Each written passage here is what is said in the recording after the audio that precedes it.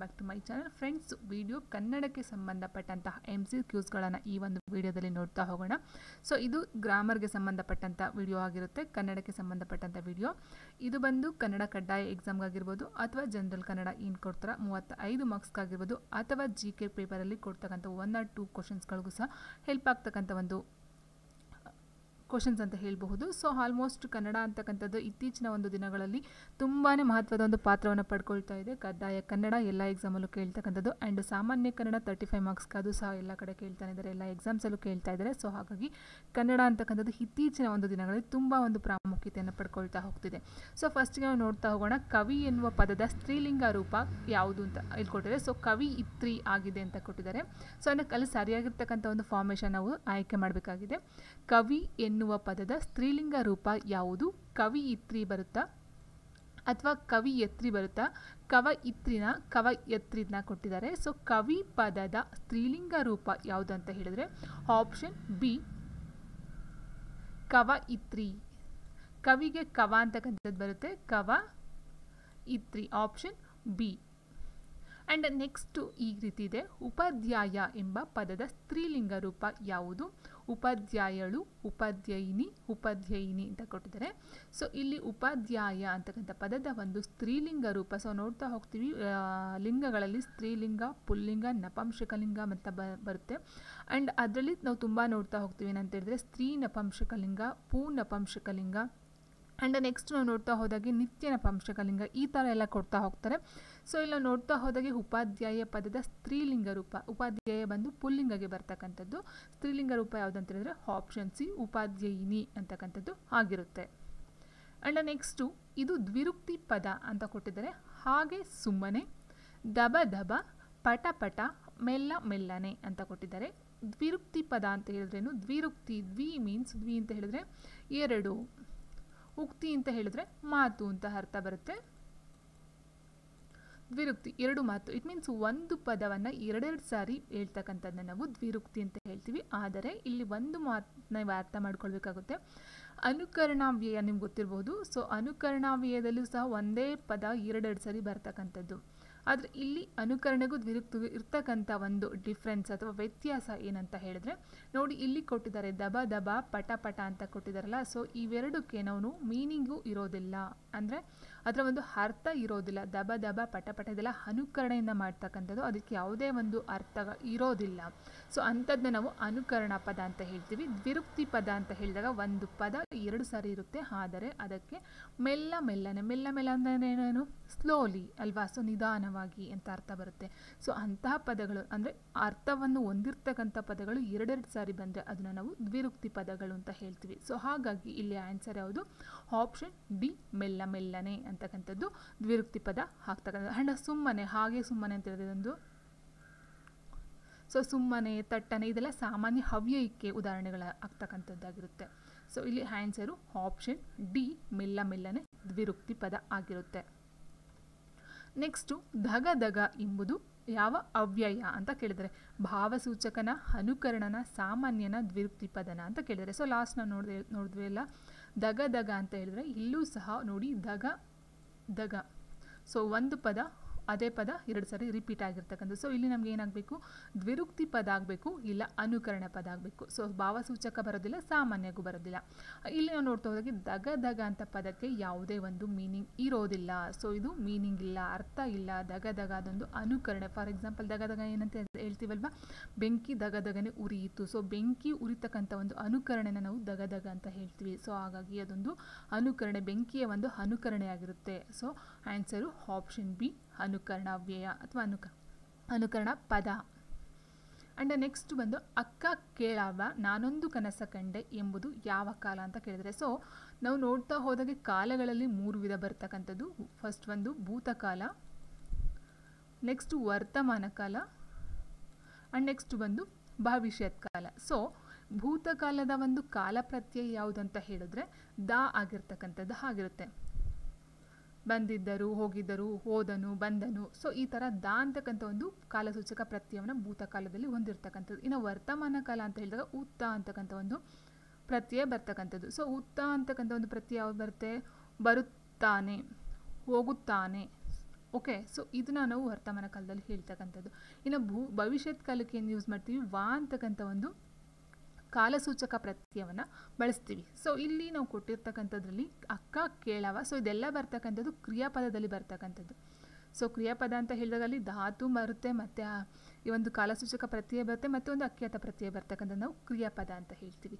So ಈ ಕ್ರಿಯಾಪದದಲ್ಲಿ ನಾವು ನೋಡ್ತಾ ಹೋದಾಗೆ ಅದು ಭೂತಕಾಲನ, ವರ್ತಮಾನ ಕಾಲನ, ಭವಿಷ್ಯತ್ ಕಾಲ ಅಂತ ನೀಟಾಗಿ ನಾವು ತಿಳ್ಕೊಳ್ಬಹುದಾಗಿರುತ್ತೆ. ಸೊ ಇಲ್ಲಿ ಕೊಟ್ಟಿರ್ತಕ್ಕಂಥದ್ದು ಅಕ್ಕ ಕೇಳವ ನಾನೊಂದು ಕನಸ ಕಂಡೆ ಎಂಬುದು ಯಾವ ಕಾಲ. ಸೊ ಇಲ್ಲಿ ದಾ ಕೊಟ್ಟಿದ್ದಾರಾ, ಹುತ್ತಾಗಿ ಕೊಟ್ಟಿದ್ದಾರಾ, ವಾ ಕೊಟ್ಟಿದ್ದಾರಾ?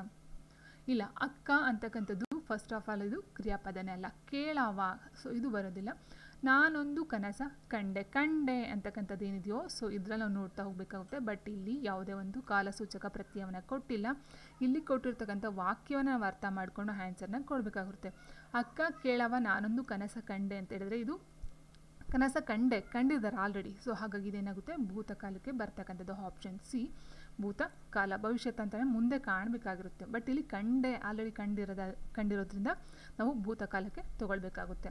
ನೆಕ್ಸ್ಟು ತಂಬೆಲ್ಲರು ಎಂಬುದು ಯಾವ ಸಮಾಸ ಅಂತ ಕೇಳಿದ್ದಾರೆ. ಸೊ ಸಮಾಸ ಅಂತ ಅಂದೇನು, ಫಸ್ಟ್ ಆಫ್ ಆಲು ಸಮಾಸ ಅಂತ ಹೇಳಿದಾಗ ಎರಡು ಪದಗಳು ಕಾಲ ವಿಳಂಬವಿಲ್ಲದೆ ಬಂದು ಸೇರ್ತಕ್ಕಂಥದ್ದು ಅಲ್ವಾ. ಸೊ ಎರಡು ಅಕ್ಷರಗಳು ಬಂದು ಸೇರ್ತಕ್ಕಂಥದ್ದು ನಾವು ಸಂಧಿ ಅಂತ ಹೇಳ್ತೀವಿ. ಎರಡು ಅಕ್ಷರ ಸಂಧಿ ಆಗ್ತಕ್ಕಂಥದ್ದು. ಆ್ಯಂಡ್ ಎರಡು ಪದಗಳನ್ನು ಕಾಲ ವಿಳಂಬ ಬಂದು ಸೇರ್ತಕ್ಕಂಥದ್ದು ನಾವೇನಂತೀವಿ, ಸಮಾಸ ಅಂತ ಹೇಳ್ತೀವಿ. ಸಮಾಸ ಅಂತ ಹೇಳಿದ್ರೆ ಒಟ್ಟು ಸಮಾಸದಲ್ಲಿ 8 ವಿಧಗಳು ಬರ್ತಕ್ಕಂಥದ್ದು. ಸೊ ಅದರಲ್ಲಿ ತಂಬೆಲ್ಲರು ಅಂತಕ್ಕಂಥದ್ದು ಯಾವುದು, ತಂಪಾದ ಪ್ಲಸ್ ನೆಲರು, ತಂಪಾದ ಪ್ಲಸ್ ನೆಲರು. ಓಕೆ, ಸೊ ಇದು ಬಂದು ಇಲ್ಲಿ ನಾವು ಕರ್ಮಧಾರಿಯ ಸಮಾಸ ಅಂದರೆ ಏನಂತ ಹೇಳಿದ್ರೆ, ಕರ್ಮಧಾರಿಯ ಸಮಾಸದಲ್ಲಿ ಪೂರ್ವ ಪದದಲ್ಲಿ ಒಂದು ಗುಣ ವಿಶೇಷಣ ಇರ್ತಕ್ಕಂಥದ್ದು. ಸೊ ತಂಪಾದ ಆಗಿರ್ಬೋದು, ಹೊಸದಾದಾಗಿರ್ಬೋದು, ಹಳೆಯದಾದಾಗಿರ್ಬೋದು, ಹಿರಿಯವ, ಕಿರಿಯವ, ಸೊ ಈ ಥರ ಒಂದು ಗುಣ ವಿಶೇಷತೆಯನ್ನು ಹೇಳ್ತಕ್ಕಂಥ ಪದಗಳನ್ನು ಹೊಂದಿರತಕ್ಕಂಥದ್ದು ಕರ್ಮಧಾರಿಯ ಸಮಾಸ ಆಗ್ತಕ್ಕಂಥದ್ದಾಗಿರುತ್ತೆ. ಸೊ ಹಾಗಾಗಿ ಇಲ್ಲಿ ತಂಪಾದ ಪ್ಲಸ್ ನೆಲರು, ತಂಬೆಲರು. ಸೊ ಇಲ್ಲಿ ಆಪ್ಷನ್ ಎ ಕರ್ಮಧಾರಿಯ ಸಮಾಸ ಆಗುತ್ತೆ. ಇನ್ನು ದ್ವಿಗು ಸಮಾಸ ಅಂತ ಹೇಳಿದ್ರೆ, ದ್ವಿಗು ಸಮಾಸದಲ್ಲಿ ಇಲ್ಲಿ ಅಂಕಿ ಸಂಖ್ಯೆಗಳು ಬರಬೇಕಾಗುತ್ತೆ. ಹರಿ ಸಮಾಸ ಅಂತ ಹೇಳಿದ್ರೆ ಸಂಸ್ಕೃತ ಮತ್ತು ಕನ್ನಡ ಪದಗಳು ಸೇರಿ ಆಗ್ತಕ್ಕಂಥದ್ದಾಗಿರುತ್ತೆ. ತತ್ಪುರುಷ ಸಮಾಸನೂ ಸಹ ಇಲ್ಲಿ ಬರೋದಿಲ್ಲ. ಸೊ ತತ್ಪುರುಷ ಸಮಾಸದ ನಾಮಪದಗಳಾಗಿದ್ದು ಅಂದರೆ ಪೂರ್ವ ಪದ ಮತ್ತು ಉತ್ತರ ಪದದಲ್ಲಿ ಉತ್ತರ ಪದ ಪ್ರಧಾನವಾಗಿರ್ತಕ್ಕಂಥದ್ದು ನಾವು ತತ್ಪುರುಷ ಸಮಾಸ ಅಂತ ಹೇಳ್ತೀವಿ. ಓಕೆ, ಸೊ ಇಲ್ಲಿ ತಂಬೆಲ್ಲರು ಅಂತಕ್ಕಂಥದ್ದು ತಂಪಾದ ಮೀನ್ಸ್ ಅದು ಗುಣವನ್ನು ಹೇಳ್ತಕ್ಕಂಥದ್ದು. ಸೊ ಹಾಗಾಗಿ ಅದು ಕರ್ಮಧಾರಿಯ ಸಮಾಸ ಅಂತ ಹೇಳ್ಬಹುದಾಗಿರುತ್ತೆ. ಇನ್ನು ನೆಕ್ಸ್ಟು ಹುಲ್ಲಾಗು ಬೆಟ್ಟದಡಿ ಮನೆಗೆ ಮಲ್ಲಿಗೆಯಾಗು ಬೆಟ್ಟದಡಿ ಎಂಬುದು ಹುಲ್ಲಾಗು ಬೆಟ್ಟದಡಿ ಮನೆಗೆ ಮಲ್ಲಿಗೆಯಾಗು ಅಂತಕ್ಕಂಥ ಒಂದು ವಾಕ್ಯವನ್ನು ಕೊಟ್ಟಿದ್ದಾರೆ. ಬೆಟ್ಟದಡಿ ಎಂಬುದು ಯಾವ ಸಂಧಿ? ಸೊ ಇಲ್ಲಿ ಕೊಟ್ಟಿದ್ದಾರಲ್ಲ ಬೆಟ್ಟದಡಿ, ಇದು ಯಾವ ಸಂಧಿಗೆ ಬರ್ತಕ್ಕಂಥದ್ದು? ಬೆಟ್ಟದ ಪ್ಲಸ್ ಅಡಿ, ಬೆಟ್ಟದಡಿ. ಸೊ ನೋಡಿ, ಬೆಟ್ಟದ ಪ್ಲಸ್ ಅಡಿ, ಬೆಟ್ಟದ ಪ್ಲಸ್ ಅಡಿ, ಬೆಟ್ಟದಡಿ. ನೀವು ಕೇಳಬಹುದು ಯಾವ ಸಂಧಿ ಇದು? ಸ್ವಲ್ಪ ಕನ್ಫ್ಯೂಷನಲ್ಲಿರುತ್ತೆ. ಯಾಕೆ ಅಂತ ಹೇಳಿದ್ರೆ ಗುಣಸಂಧಿಗೆ ಇದು ಬರೋದಿಲ್ಲ, ಆ್ಯಂಡ್ ಹೆಣ್ಣು ಸಂಧಿ ಬರಲ್ಲ. ಸೊ ಗುಣಸಂಧಿ ಅಂತ ಹೇಳಿದಾಗ ಆ ಕರಗಳ ಮುಂದೆ ಈ ಕರಗಳು ಪರವಾದಾಗ ಏನು ಬರುತ್ತೆ? ಊಕಾರ ಆ ಕರ ಮುಂದೆ ಈ ಕರ ಪರವಾದಾಗ ಎ ಕರಗಳು ಬರ್ತಕ್ಕಂಥದ್ದು. ಆ್ಯಂಡ್ ನೆಕ್ಸ್ಟು ಅದೇ ರೀತಿ ಆ ಕರ ಮುಂದೆ ಊಕರಗಳು ಪರವಾದಾಗ ಓಕಾರ ಬರ್ತಕ್ಕಂಥದ್ದು, ಋಕಾರಕ್ಕೆ ಹರ್ಕಾರ ಬರ್ತಕ್ಕಂಥದ್ದು.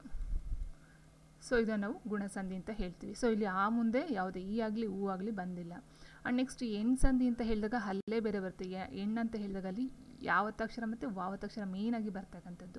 ಸೊ ಇಲ್ಲಿ ಯಾವತ್ತಕ್ಷರ ವಾವತ್ತಕ್ಷರ ಎರಡೂ ಇಲ್ಲ. ಆ್ಯಂಡ್ ನೆಕ್ಸ್ಟು ಆಗಮ ಸಂಧಿ ಅಂತ ಹೇಳಿದ್ರೆ ಯಕಾರಾಗಮ ವಕಾರಾಗಮ ಸಂಧಿ ಬರುತ್ತೆ. ಇಲ್ಲಿ ಯಕಾರಾಗಮನೂ ಇಲ್ಲ, ವಕಾರಾಗಮನೂ ಇಲ್ಲ.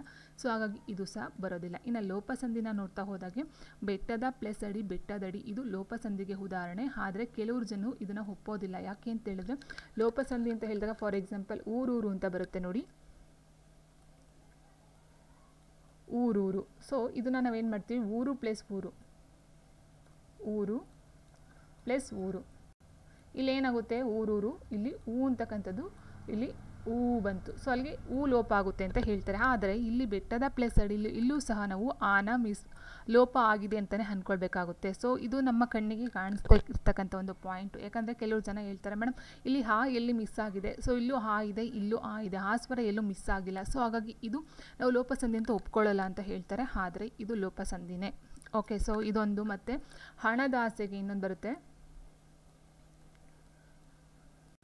ಹಣದಾಸೆಗೆ. ಸೊ ಇಲ್ಲೂ ಸಹ ಅಷ್ಟೇ ಹಣದ ಪ್ಲಸ್ ಆಸೆಗೆ ಅಂತ ಬರುತ್ತೆ, ಹಣದ ಪ್ಲಸ್ ಆಸೆಗೆ. ಸೊ ಇದು ಸಹ ಲೋಪಸಂಧಿ. ಸೊ ಇಲ್ಲಿ ನೀವು ನೋಡ್ತಾ ಹೋದಾಗೆ ಇಲ್ಲಿ ಆಕಾರ ಇದೆ, ಇಲ್ಲೂ ಆಕಾರ ಇದೆ, ಇಲ್ಲಿ ದೀರ್ಘ ಸ್ವರ ಬಂದಿದೆ. ಇದು ಸವರ್ಣ ದೀರ್ಘ ಸಂಧಿ ಆಗುತ್ತೆ ವ್ಯಾಖ್ಯಾನದ ಪ್ರಕಾರ. ಆದರೆ ಹಣದಾಸೆಗೆ ಆಗಿರ್ಬೋದು, ಬೆಟ್ಟದಡಿ ಆಗಿರ್ಬೋದು, ಇದೆಲ್ಲ ಲೋಪಸಂಧಿಯಲ್ಲಿ ಬರ್ತಕ್ಕಂಥದ್ದು ಪದಗಳು. ಸೊ ಮೇಯ್ನಾಗಿ ನೀವು ಇದರ ಒಂದು ವ್ಯಾಖ್ಯಾನ ನೀವು ತಿಳ್ಕೊಳ್ತಾ ಇದ್ರೂ ಸಹ ಇದರ ಪದಗಳನ್ನ ನೀವು ನೆನಪಲ್ಲಿ ಇಟ್ಕೊಳ್ಳೇಬೇಕಾಗುತ್ತೆ. ಬೆಟ್ಟದಡಿ ಮತ್ತು ಹಣದಾಸೆಗೆ ಇದೆರಡೂ ಸಹ ಲೋಪಸಂಧಿ ಅಡಿಯಲ್ಲಿ ಬರ್ತಕ್ಕಂಥ ಪದಗಳಾಗಿರುತ್ತೆ. ಇನ್ನು ನೆಕ್ಸ್ಟು ತುದಿ ನಾಲಿಗೆ ಎಂಬುದು ಯಾವುದು ಸಮಾಸ ಅಂತ ಕೇಳಿದ್ರೆ, ಸೊ ನಾನು ಹೇಳಿದಾಗೆ 8 ಸಮಾಸಗಳು ಕಂಡು ಬರ್ತಕ್ಕಂಥದ್ದು ತುದಿ ನಾಲಿಗೆ. ಸೊ ಇಲ್ಲಿ ನೋಡಿ ತತ್ಪುರುಷ ಸಮಾಸ ಅಂತ ಹೇಳಿದಾಗ ಉತ್ತರ ಪದ ಪ್ರಧಾನವಾಗಿರುತ್ತೆ. ಆ್ಯಂಡ್ ಗಮಕ ಸಮಾಸ ಅಂತ ಹೇಳಿದಾಗ ಇಲ್ಲಿ ಗಮಕ ಸಮಾಸದಲ್ಲಿ ಏನಾಗುತ್ತೆ ಸರ್ವನಾಮ ಅಥವಾ ಕೃದಂತ ಬರ್ತಕ್ಕಂಥದ್ದು. ಸೊ ಪೂರ್ವ ಪದದಲ್ಲಿ ಅರ್ಥ ಮಾಡ್ಕೊಳ್ಳಿ, ಪೂರ್ವ ಪದದಲ್ಲಿ ಸರ್ವನಾಮ ಅಥವಾ ಕೃದಂತ ಬಂದರೆ ಅದನ್ನು ನಾವು ಗಮಕ ಸಮಾಸ ಅಂತ ಹೇಳ್ತೀವಿ. ಇಲ್ಲ ಅಂಶಿ ಸಮಾಸ ಅಂತ ಹೇಳಿದ್ರೆ ಅಂಶಂಶಿ ಭಾವ ಕಂಡು ಬರ್ತಕ್ಕಂಥದ್ದು ಅಲ್ವಾ. ಸೊ ಅಂಶಂಶಿ ಭಾವ ಕಂಡು ಬರ್ತಕ್ಕಂಥದ್ದು. ಸೊ ತುದಿ ನಾಲಿಗೆ ನಾವು ಬಿಡಿಸ್ಬಾರ್ದಾಗ ಏನಾಗುತ್ತೆ ನಾಲಿಗೆಯ ಪ್ಲಸ್ ನಾಲಿಗೆಯ ಪ್ಲಸ್ ತುದಿ ನಾಲಿಗೆ. ಸೊ ಇದನ್ನು ನಾವು ಅಂಶಿ ಸಮಾಸ ಅಂತ ಹೇಳ್ತೀವಿ. ಆಪ್ಷನ್ ಸಿ ತುದಿ ನಾಲಿಗೆಯ ತುದಿ ನಾಲಿಗೆ ಆಗಿರ್ಬೋದು, ಅಂಗೈ ಮುಂಗೈ, ಸೊ ಈ ಥರ ಎಲ್ಲ ನಾವು ಅಂಶಿ ಸಮಾಸಕ್ಕೆ ಹೇಳ್ತಕ್ಕಂಥದ್ದು.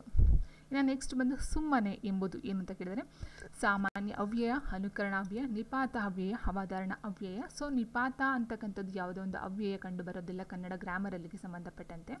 ಸುಮ್ಮನೆ ಅಂತ ಹೇಳಿದರೆ ಅದೊಂದು ಸಾಮಾನ್ಯ ಅವ್ಯಯ. ಆಪ್ಷನ್ ಎ ಸಾಮಾನ್ಯ ಅವ್ಯಯಕ್ಕೆ ಬರ್ತಕ್ಕಂಥದ್ದು. ಇನ್ನು ಅನುಕರಣ ಅವ್ಯಯ ಅಂತ ಹೇಳಿದಾಗ ನಾನು ಆಲ್ರೆಡಿ ಹೇಳಿದಾಗೆ ಅದು ಇನ್ನೊಂದು ವಸ್ತು ಅಥವಾ ಇನ್ನೊಂದು ಮಿಮಿಕ್ರಿಯನ್ನು ಮಾಡ್ತಕ್ಕಂಥದ್ದು. ಇಟ್ ಮೀನ್ಸ್ ಅನುಕರಣೆಯನ್ನು ಮಾಡ್ತಕ್ಕಂಥದ್ದು ನಾವು ಅನುಕರಣ ಅವ್ಯಯ ಅಂತ ಹೇಳ್ತೀವಿ. ಫಾರ್ ಎಕ್ಸಾಂಪಲ್ ದಬ ದಬ, ಪಟ ಪಟ, ಜುಳು ಜುಳು ಇದೆಲ್ಲ ಬರ್ತಕ್ಕಂಥದ್ದು. ಇನ್ನು ಅವಧಾರಣ ಅವ್ಯಯ ಅಂತ ಹೇಳಿದ್ರೆ ಅವನೇ ಸ್ಪೆಸಿಫಿಕ್ ಆಗಿ ಒಬ್ಬ ವ್ಯಕ್ತಿಯನ್ನು ಸೂಚಿಸಿ ಹೇಳ್ತಕ್ಕಂಥ ಪದಗಳು. ಅವನೇ, ಓಕೆ, ಅವಳೇ, ಳೇ, ನೀನೇ. ಸೊ ಈ ಥರ ಸ್ಪೆಸಿಫಿಕ್ ಆಗಿ ಒಬ್ಬ ವ್ಯಕ್ತಿಯನ್ನು ಸೂಚಿಸ್ತಕ್ಕಂಥ ಪದಗಳನ್ನ ನಾವು ಅವಧಾರಣ ಅವ್ಯಯ ಅಂತ ಹೇಳ್ತೀವಿ. ಸೊ ಇಲ್ಲಿಗೆ ಆನ್ಸರ್ ಬಂದು ಸುಮ್ಮನೆ ಅಂತಕ್ಕಂಥ ಒಂದು ಪದ ಸಾಮಾನ್ಯ ಅವ್ಯಯ ಆಗಿರುತ್ತೆ. ಆ್ಯಂಡ್ ಫ್ರೆಂಡ್ಸ್ ನೋಡಿ, ಇಲ್ಲಿ ಹೊಸಗೆ ಎಂದರೆ ಏನು ಅಂತ ಕೇಳಿದರೆ 10ನೇ ಪ್ರಶ್ನೆ ಹೀಗಿದೆ: ಉತ್ಸವ, ಒಪ್ಪಂದ, ಆಹ್ಲಾದ, ವಿನೋದ ಅಂತ ಕೇಳಿದರೆ ಹೊಸಗೆ ಪದದ ಅರ್ಥ. ಸೊ ಹೊಸಗೆ ಅದು ನಾವು ಹೇಳ್ತಾ ಹೋಗ್ತೀವಿ ಕನ್ನಡದಲ್ಲಿ, ಹೊಸಗೆ ಹಾಕಿದ್ದಾರೆ ಅಥವಾ ಹೊಸಗೆ ಮಾಡಿದ್ದಾರೆ, ಸೊ ಈ ಥರ ಹೇಳ್ತೀವಿ, ಆದರೆ ಅದರ ಅರ್ಥನೇ ಬೇರೆ ಇರುತ್ತೆ. ಹೊಸಗೆ ಅಂತ ಹೇಳಿದರೆ ಇಲ್ಲಿ ನೋಡ್ತಾ ಹೋದಾಗ ಒಪ್ಪಂದ ಬರೋದಿಲ್ಲ, ಆಹ್ಲಾದ ಬರೋದಿಲ್ಲ, ಉತ್ಸವ ಆಪ್ಷನ್ ಎ ಉತ್ಸವ. ಸೊ ಉತ್ಸವ ಅಂತ ಹೇಳಿದ್ರೆ ಜಸ್ಟ್ ಯಾರೋ ಒಂದು ಉತ್ಸವ ಮಾಡ್ತಕ್ಕಂಥದ್ದು ಅಂತ ಅಂದ್ಕೊಳ್ಳೋದು ಕೊಡಿ, ಹಬ್ಬ ಹರಿದಿನ ಆಗಿರ್ಬೋದು, ಫಂಕ್ಷನ್ಸ್ಗಳಾಗಿರ್ಬೋದು, ಉತ್ಸವನ ಟೋಟಲಾಗಿ ಉತ್ಸವ ಅಂತ ಅರ್ಥ ಬರ್ತಕ್ಕಂಥದ್ದು. ಹೊಸಗೆ ಪದದ ಅರ್ಥ ಉತ್ಸವ. ನೆಕ್ಸ್ಟ್ ಬಾದರಾಯಣ ಸಂಬಂಧ ಎಂದರೆ ಏನು ಅಂತ ಕೇಳಿದ್ರೆ ಕಳೆದು ಹೋದ ಸಂಬಂಧ, ಹೊಸ ಸಂಬಂಧ, ಮುರಿದು ಬಿದ್ದ ಸಂಬಂಧ, ಪ್ರಪ್ರಾಚೀನ ಸಂಬಂಧ. ಸೊ ಇಲ್ಲಿ 2 ಅರ್ಥ ಬರ್ತಕ್ಕಂಥದ್ದು. ಬಾದರಾಯಣ ಸಂಬಂಧ ಅಂತ ಹೇಳಿದ್ರೆ ಹೊಸ ಸಂಬಂಧ ಬರೋದಿಲ್ಲ, ಆ್ಯಂಡ್ ಪ್ರಪ್ರಾಚೀನ ಸಂಬಂಧನೂ ಬರೋದಿಲ್ಲ. ಕಳೆದು ಹೋದ ಸಂಬಂಧ ಅಥವಾ ಮುರಿದು ಬಿದ್ದ ಸಂಬಂಧ. ಸೊ ಇಲ್ಲಿ ಕಳೆದು ಹೋದ, ಮುರಿದು ಬಿದ್ದ ಎರಡೂ ಒಂದೇ ಅರ್ಥದಲ್ಲಿ ಬರ್ತಕ್ಕಂಥದ್ದಾಗಿರೋದ್ರಿಂದ ನಿಮಗೆ ಆಪ್ಷನಲ್ಲಿ ಮೇಯ್ನಾಗಿ ನಾವು ಏನಾದರೂ ಬಾದರಾಯಣ ಸಂಬಂಧಕ್ಕೆ ಸಂಬಂಧಪಟ್ಟಂತೆ ನಿಮಗೆ ಆಪ್ಷನ್ ಇದು ಥರ ಇಷ್ಟು ಕೊಟ್ಟು ಏನಾದರೂ ಆನ್ಸರ್ ಕೇಳಿದ್ರೆ ಕಳೆದು ಹೋದ ಸಂಬಂಧ ಅಂತಕ್ಕಂಥ ನೀವು ಮೆನ್ಷನ್ ಮಾಡಿ, ಅಥವಾ ಯಾವುದು ಮುರಿದು ಬಿದ್ದ ಸಂಬಂಧ ಅಂತ ಕೊಟ್ಟರೆ ಸೊ ಅದನ್ನು ಸಹ ಆನ್ಸರ್ನ ನೀವು ಮಾಡಬೇಕಾಗುತ್ತೆ. ಇಲ್ಲಿ ಎರಡೂ ಸಹ ಅರ್ಥವನ್ನು ಪಡ್ಕೊಳ್ಳುತ್ತೆ. ಬಾದರಾಯಣ ಸಂಬಂಧಕ್ಕೆ ಕಳೆದು ಹೋದ ಸಂಬಂಧ, ಮುರಿದು ಬಿದ್ದ ಸಂಬಂಧ ಎರಡೂ ಅರ್ಥವನ್ನು ಪಡ್ಕೊಳ್ಳುತ್ತೆ. ಸೊ ಈ ಥರ 4 ಆಪ್ಷನಲ್ಲಿ ಇವೆರಡೂ ಆಪ್ಷನ್ನ ಕೊಟ್ಟರೆ ಫಸ್ಟ್ ನೀವು ಇದನ್ನೇ ಚಾಯ್ಸ್ ಮಾಡಬೇಕಾಗುತ್ತೆ, ಕಳೆದು ಹೋದ ಸಂಬಂಧ ಅಂತಕ್ಕಂಥದ್ದನ್ನ. ಅಥವಾ ಆ ಒಂದು ಆಪ್ಷನ್ ಕೊಟ್ಟಿಲ್ಲ ಅಂತ ಹೇಳಿದಾಗ ನೀವು ಮುರಿದು ಬಿದ್ದ ಸಂಬಂಧ ಅಂತಕ್ಕಂಥದ್ದು ಸಹ ನೀವು ತೊಗೊಳ್ಬೇಕಾಗುತ್ತೆ. ನೆಕ್ಸ್ಟ್ ಪಡುವಣ ಯಾವ ಸಂಧಿ ಅಂತ ಕೇಳಿದರೆ ಪಡುವಣ. ಸೊ ನೋಡಿ ಇಲ್ಲಿ ಪಡು ವಾ ಇದೆ, ಇಲ್ಲಿ ಯಕಾರಾಗಮ ವಕಾರಾಗಮ ಅಂತ 2 ಬರುತ್ತಲ್ವಾ, ಯಕಾರಾಗಮ ವಕಾರಾಗಮ ಸಂಧಿ. ಸೊ ಇಲ್ಲಿ ಆಗಮ ಅಂತಕ್ಕಂಥದ್ದು ಏನಿದೆಯೋ ವಕಾರಾಗಮ ಸಂಧಿಗೆ ಬರ್ತಕ್ಕಂಥದ್ದಾಗಿರುತ್ತೆ. 13ನೇ ಕ್ವಶನ್ ಹೀಗಿದೆ: ಕನ್ನಡ ವಾಕ್ಯಗಳಲ್ಲಿ ವಿಶೇಷಣದ ಸ್ಥಾನ ಯಾವುದು? ಕನ್ನಡ ವಾಕ್ಯಗಳಲ್ಲಿ ವಿಶೇಷಣದ ಸ್ಥಾನ ಯಾವುದು? ನಾಮಪದಗಳಿಗಿಂತ ಮೊದಲು, ನಾಮಪದಗಳ ನಂತರ, ಕ್ರಿಯಾ ವಿಶೇಷಣದ ಮೊದಲು, ಕ್ರಿಯಾ ವಿಶೇಷಣಗಳ ನಂತರ. ಸೊ ವಿಶೇಷಣ ಅಂತ ಅಂದರೆ ಏನು? ಒಬ್ಬ ವ್ಯಕ್ತಿಯ ಒಂದು ವಸ್ತುವಿನ ವಿಶೇಷತೆಯನ್ನು ಹೇಳ್ತಕ್ಕಂಥದ್ದು. ಸೊ ಇಲ್ಲಿ ನಾಮಪದಗಳಿಗಿಂತ ಮೊದಲು ಅಂತ ಕೊಟ್ಟಿದ್ದಾರೆ.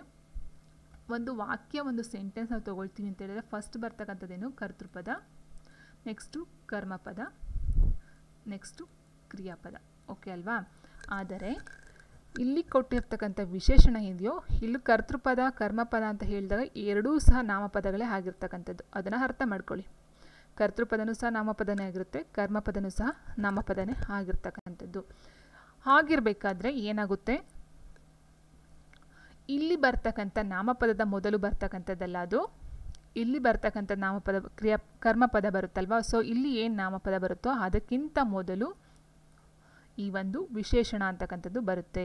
ಈ ಒಂದು ಕರ್ತೃಪದದ ಮೊದಲೇ, ಇಟ್ ಮೀನ್ಸ್ ಇಲ್ಲಿ ಬರ್ತಕ್ಕಂಥ ನಾಮಪದಕ್ಕಿಂತ ಮುಂಚೆನೇ ಈ ಒಂದು ವಿಶೇಷಣ ಅಂತಕ್ಕಂಥದ್ದು ಬರುತ್ತೆ.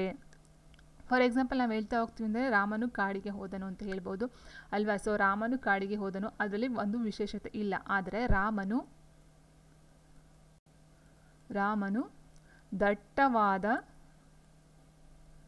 ದಟ್ಟವಾದ ಕಾಡಿಗೆ ವನವಾಸಕ್ಕೆ ಹೋದನು. ಓಕೆ, ವನವಾಸಕ್ಕೆ ಹೋದನು ಇರಲಿ.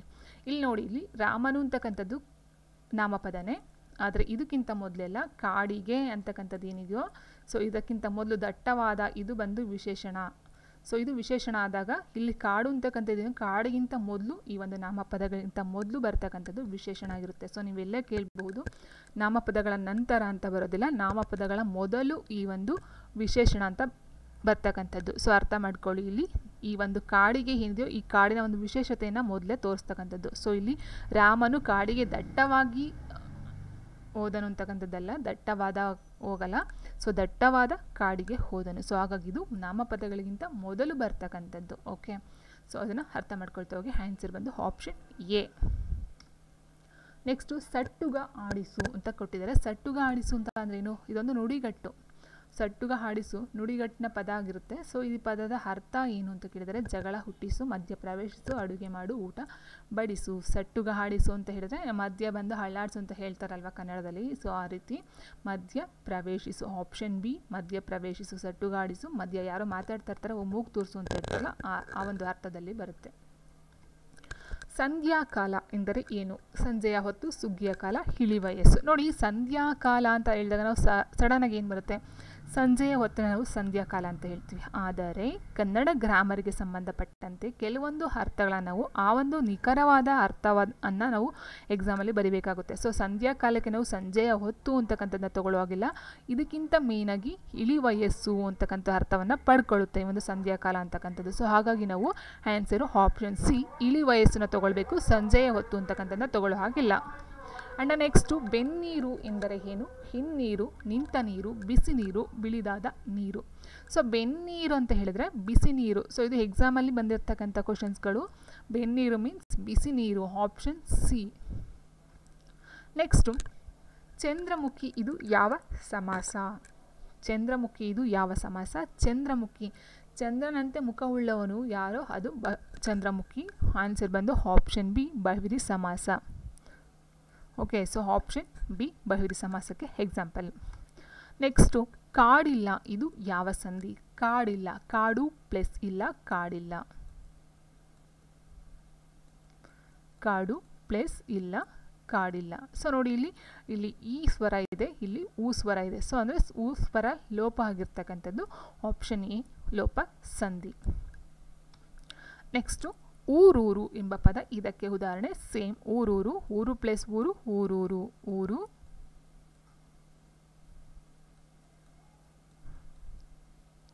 ಊರು. ಸೊ ಇಲ್ಲೂ ಸಹ ಅಷ್ಟೇ, ಇಲ್ಲೂ ದೀರ್ಘ ಸ್ವರ ಇದೆ, ಇಲ್ಲಿ ಹ್ರಸ್ವ ಸ್ವರ ಇದೆ. ಸೊ ಇಲ್ಲೂ ಸಹ ಹೂ ಮಿಸ್ ಆಗಿರ್ತಕ್ಕಂಥದ್ದು, ಲೋಪ ಆಗಿರ್ತಕ್ಕಂಥದ್ದು. ಸೊ ಹಾಗಾಗಿ ಆನ್ಸರು ಓಕೆ ಸಾರಿ ಊರೂರು ಇದು ಬಂದು ಲೋಪ ಸಂಧಿಗೆ ಆಗ್ತಕ್ಕಂಥದ್ದು. ಆ್ಯಂಡ್ ಇಲ್ಲಿ ಕೊಟ್ಟಿರ್ತಕ್ಕಂಥದ್ದು ಯಾವುದಕ್ಕೆ ಉದಾಹರಣೆ ಅಂತ ಕೊಟ್ಟಿದ್ದಾರೆ? ದ್ವಿರುಕ್ತಿ, ಜೋಡು ನುಡಿ, ಪ್ರತಿಧ್ವನಿ ಪದ ಎಲ್ಲವೂ ಅಂತ ಕೊಟ್ಟಿದ್ದಾರೆ.